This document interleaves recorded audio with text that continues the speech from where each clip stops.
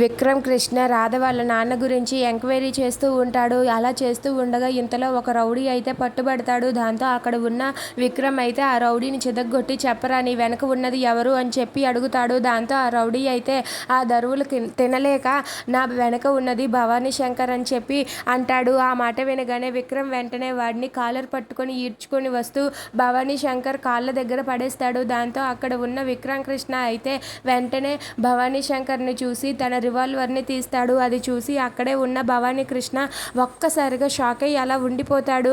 దాంతో అక్కడ ఉన్న విక్రమ్ అయితే వెంటనే ఆ రివాల్వర్ భవానీ వైపు గురిపెట్టి రేయ్ నిజం చెప్పరా, నిజం చెప్పకపోతే నువ్వు ఈరోజు చచ్చిపోతావు, ఈ గన్లో ఉన్న బుల్లెట్ బయటకు వస్తుంది, నిజం చెప్పు, అసలు దీని అంతటికీ కారణం ఏంటి, అసలు నువ్వు ఎందుకు ఇలా చేశావు, నువ్వు నోటి నుండి మాట బయటకు నిజం రావాలి, లేదంటే ఈ బుల్లెట్ బయటకు వస్తుంది అని చెప్పి విక్రమ్ కృష్ణ భవానీకి వార్నింగ్ ఇస్తాడు.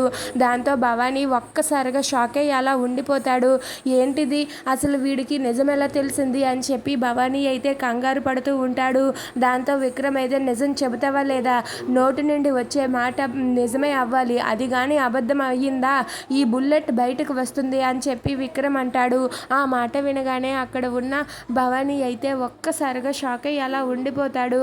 దాంతో విక్రమ్ అయితే ఎలాగైనా సరే నిజం తెలుసుకొని రాధ వాళ్ళ నాన్నని పోలీస్ స్టేషన్ నుండి బయటకు తీసుకురావాలని అనుకుంటాడు.